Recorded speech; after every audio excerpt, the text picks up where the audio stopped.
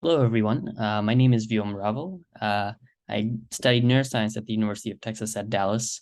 And during that time, I worked in Dr. Albert Montillo's lab at UT Southwestern through the Green Fellowship.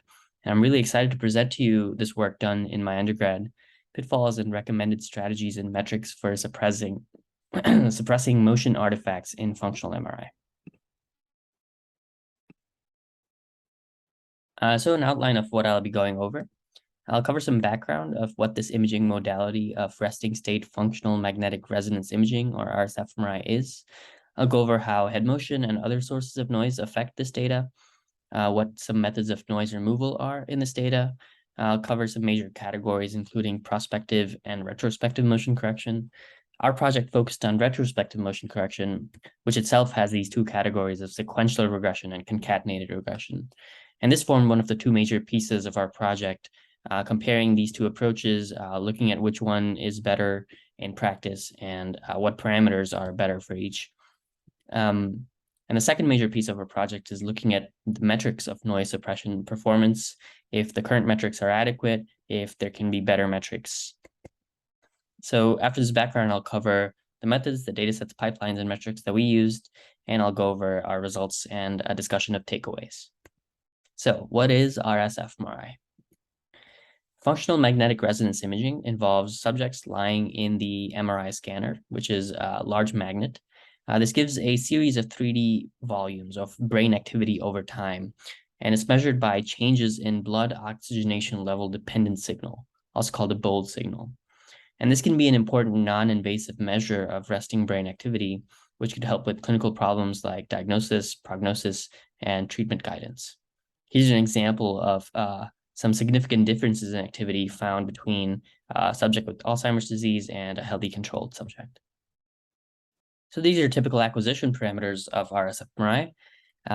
Looking at how noise can affect this data, head motion can really significantly affect the fMRI signal, accounting for up to 90% of variance, truly dwarfing the neuronal signal.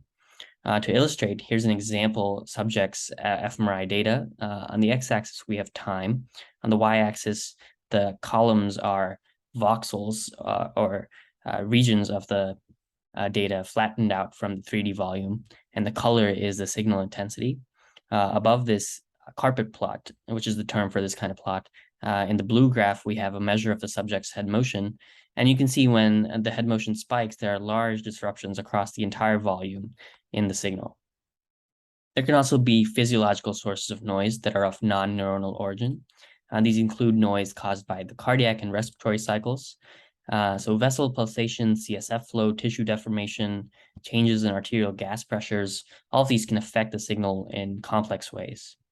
So how does this affect fMRI measures? To understand, let's look at a commonly derived measure from resting state fMRI, which is called functional connectivity.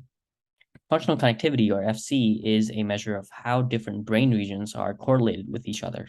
And the way this is computed is the brain volume is parcellated into different regions of interest, and pairwise correlations are computed. So, for example, this pair of regions might have high correlation, suggesting high connectivity, whereas this might have low correlation. And this gives us a square functional connectivity matrix like this, where the columns and rows are the regions, and blue can be high connectivity, whereas red can be low or even negative correlations. So head motion can systematically disrupt the correlation structure of RSfMRI activity, especially inflating long-range connections. And this is a problem because motion can occur differently in different groups of people. So it can occur more strongly in children, in the elderly, in patients with neurological disease, for example, Parkinson's disease, which especially has a motor component. And this can lead to confounded results. Here's a famous example. In this 2012 study, age was found to be significantly correlated with head motion, with younger patients having more head motion. And if this is not corrected for, it can lead to false positive results of the effect of age on seed-based connectivity, which is a measure similar to FC. And here we see these significant brain regions, which when the head motion effect is corrected for, a lot of these disappear. It can also lead to false associations between disease severity and functional connectivity. So what are ways of removing such noise? One major category of methods is prospective motion correction. And prospective methods involve tracking subject motion in real time, usually through some kind of optical tracking modality, and accordingly adjusting the scanner parameters to compensate for the effect of that head motion. While this is promising, there are some limitations. It requires specialized tracking hardware, which can complicate setup. For example, here's a mouthpiece with molded dental putty and an optical tracker, optical marker, which will be tracked by an in-scanner camera. So it can really complicate setup. It can reduce patient comfort. It can introduce latency into the image. You also don't get an uncorrected baseline image for comparison. And probably most importantly, you can't apply this for the wealth of existing data that we already have. And so we've chose to focus on retrospective motion correction, which involves computationally removing artifacts from acquired images. And what this looks like is a linear regression. This illustrates it in mathematical notation, but we can get a geometric illustration to get an intuitive sense of how this works. Y is our original fMRI signal with n time points. X is a matrix of noise or nuisance regressors, where the columns are the nuisance regressors, the measures of noise that we want to remove from the data. And these span the subspace represented by the green plane here. And performing a linear regression gives us beta coefficients of the fit of the data onto this plane, and subtracting that fit from Y gives us the clean fMRI signal, or the residual, called E. So what are some examples of these nuisance regressors? One is head motion parameters, or HMP. So the fMRI data comes in misaligned because of the head motion, and solving the realignment to line up the 3D volumes gives us the X, Y, and Z translation and rotation values, and these are called HMP, or head motion parameters. There can also be measures of the physiological artifacts that I mentioned earlier, and these can be obtained by getting masks of the CSF and white matter regions, and including those signals as noise regressors. There can also be more data-driven methods, such as IC aroma, which decomposes the signal into independent components and automatically labels each component as noise or not noise. And then the noise ones are included in the noise matrix. So with so many methods of generating sets of nuisance regressors, how to put them together becomes a combinatorial problem. And it leads to a very real issue in reproducibility, where there's almost as many unique pipelines in the literature as there are papers. So how should these be combined? Well, typically used motion correction pipelines have used sequential regression, where one linear regression model is fit on one set of nuisance regressors, and then the clean signal is passed on to another set of nuisance regressors for regression. Lindquist and colleagues pointed out a fundamental problem with this recently. And to see that, let's go back to our geometric illustration. Again, we have our green plane of noise matrix X1, and we fit our data Y onto this and subtract the fit to get the residual E1.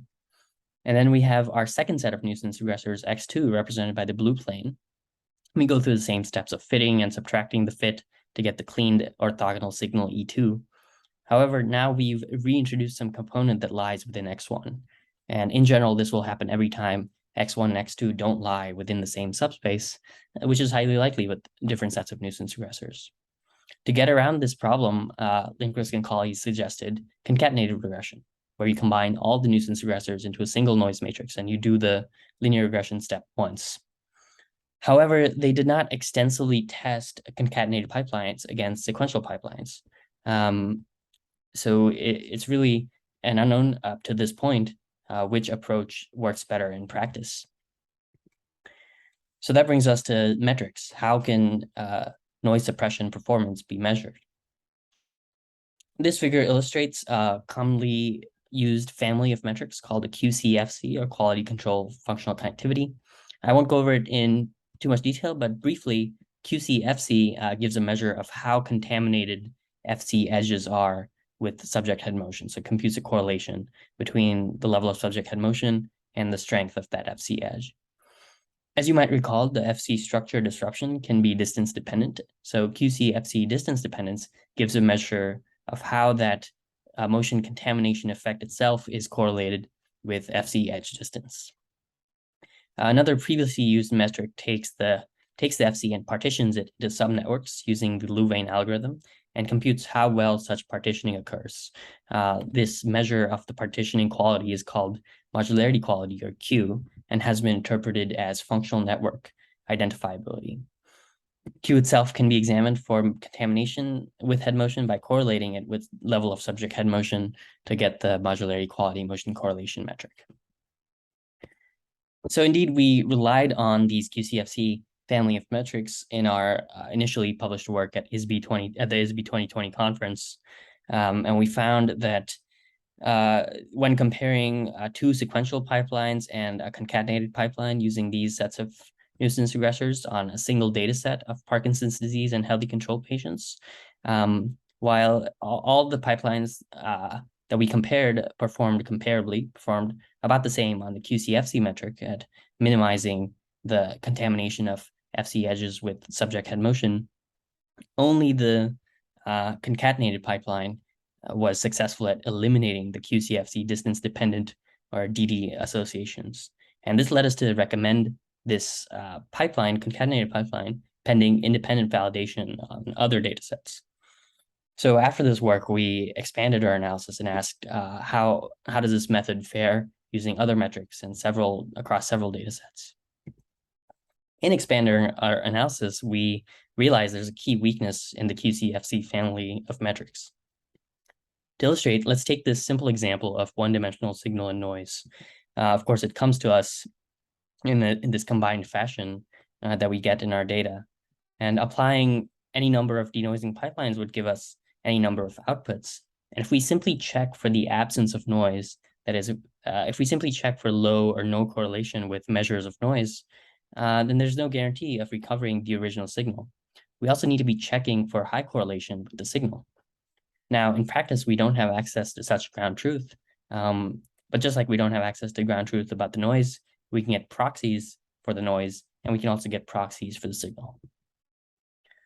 So this formed one of the key contributions of our work. We focused on these alternative metrics of resting state network identifiability. So these metrics index the presence of signal instead of just the absence of noise. So resting state network identifiability, specifically looking at the default mode network, which is illustrated here, which is a canonical and highly reproducible network.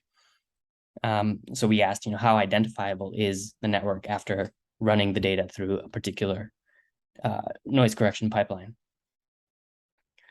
We also emphasized test-retest reliability of not just FC, but several RS fMRI measurements. This led us to critique the existing metrics and recommend alternative metrics. We expanded our analysis to multiple sequential and concatenated pipelines applied to multiple data sets. And taking all this together lets us make some recommendations for effective pipelines as well as effective metrics. So looking at our methods, we analyzed our pipelines in 4 different data sets over a range of ages and neurological phenotypes. This included the Human Connectome Project dataset with high fidelity scans of healthy subjects with 2 scans per subject for comparison, the ABIDE dataset of patients with autism, the EMBARK dataset of patients with depression, and the PPMI dataset of patients with Parkinson's disease. This plot shows the different datasets on the x-axis with the age on y-axis and each subject point colored by the mean level of head motion for that subject. In total, images from 868 subjects were included in this analysis, so we hope our results are highly applicable to researchers applying RS-fMRI to a range of ages and conditions.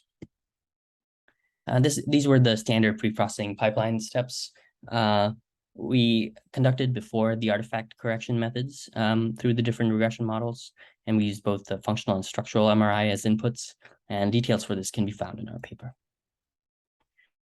Looking at the nuisance regressors that we considered this 4 sets of regressors generated through the head motion parameters, the IC aroma noise regressors, the physiological artifacts from the gray matter and CSF masks. And we also looked at frequency regression, which involves the regression of sinusoidal regressors, and this is equivalent to a bandpass filtering step. We considered these alone and sequence and various concatenated combinations for a total of 18 pipelines. PCR here indicates running dimensionality reduction on using principal components analysis on the noise matrix before noise regression. Looking at our metrics, the default mode network identifiability, we did that using a couple different methods. One is seed-based connectivity, which involves using a 6 millimeter radius in the right posterior cingulate cortex and computing pairwise correlations with the rest of the brain regions. We also used group ICA using the GIFT toolbox to decompose the fMRI of all subjects into independent component resting state networks. And we optimized ICA parameters through an unbiased grid search for each pipeline to find the independent component with the highest spatial correspondence with an a priori DMN template. So let's look at our results. For brevity, I'm showing only a subset of results. The plots include only the 5 pipelines that include all regressor types. Full results can be found in our supplement, and the general patterns that we find here hold through the full results. These are results for test-retest reliability on the HCP dataset. Here, x-axis is intra-class correlation with higher correlation indicating better test-retest reliability. Y-axis are the different pipelines and baseline in orange. And the subplots are different derivative measures. ReHo is regional homogeneity. For ReHo, it should be noted that the measured computation itself involves a frequency regression, so the pipelines don't include frequency. So in general, we find that sequential pipelines perform best in test-retest reliability across various measures. The concatenated pipeline with all the regressors combined in one noise matrix perform noticeably worse across all these metrics. The PCR pipeline was notable for improving the performance of the concatenated pipeline in recovering default mode network using the group ICA method. Looking at quantitative measures of default mode network identifiability with respect to the independent DMN template for datasets of patients with various neurological conditions. Here we found that while the sequential and PCR pipelines perform comparably using both the seed-based connectivity and group ICA methods, the fully concatenated pipeline is noticeably worse than baseline. To unpack this, let's look at some brain plots. These are brain plots for the KKI site of the ABIDE dataset. Red shows our a priori DMN template, and blue shows the derived default mode network independent component, best matching the template. And while the different sequential and PCR pipeline even recovers important regions of the DMN to varying degrees, the fully concatenated pipeline really fails to recover any meaningful DMN structures. Looking at the FC-based metrics in datasets of subjects with disease, for QCFC distance dependence, the performance is comparable across most of the pipelines. For QCFC and modularity quality, the fully concatenated pipeline using all the noise regressors in one matrix ranked first among the pipelines, despite having performed poorly in the DMN recovery metrics. So how does this make sense? Well, we get a hint at the answer by noting that the modularity quality metric is heavily influenced by motion, as we see here. So to really emphasize this question, why did we find this discrepancy between the DMN-based metrics, where the fully concatenated pipeline is not recovering any meaningful default mode network, and the FC-based metrics, where it's performing highly at reducing the contamination of head motion on functional connectivity? To unpack the QCFC metric, we looked at how well pipeline performance on a particular metric correlates with recovery of signal. Then we index recovery of signal using DMN strength and DMN homogeneity. For comparison, we can see that, as expected, the group ICA DMN recovery metric performance is highly correlated with DMN strength and DMN homogeneity. So these box plots show performance on metric across pipelines. However, performance on the QCFC metric is negatively correlated with both. So this shows that pipelines get a better QCFC when there's less TMN signal. So I'm moving on to discussion of overall takeaways. For pipeline recommendations, we thought this particular sequential pipeline had high performance across the most important metrics. It had high within subject test retest reliability across a range of different RSFMRI measures. It had a reasonable recovery of the canonical default mode network through the group ICA and seed-based connectivity methods. We found some issues with concatenated regression. So while there was this theoretical advantage of avoiding reintroduction of previously removed noise, our data showed that this is possibly outweighed by the computational complexity of the concatenated regressors. So the fully concatenated pipeline had the worst test-retest reliability and did not recover a meaningful DMN. And this is possibly because the concatenated noise matrix contains hundreds of regressors, whereas the fMRI data itself may only contain a few hundred time points, and this can lead to an ill-posed regression model. For alternatives that deserve future study, PCR dimensionality reduction of the noise matrix was promising, and a combined sequential and concatenated approach where doing the bandpass filtering step regression sequentially after the concatenated regression might work better than the fully concatenated approach. Looking at metric validity, we found that the QCFC and QCFC-DD metrics had these problems where better performance on these metrics was anti-correlated with DMN strength and DMN homogeneity. So when there's less signal present, there's better performance on these metrics. And we thought this was because of an effect called regression attenuation, where QCFC can be arbitrarily improved by reducing the data to high variance noise.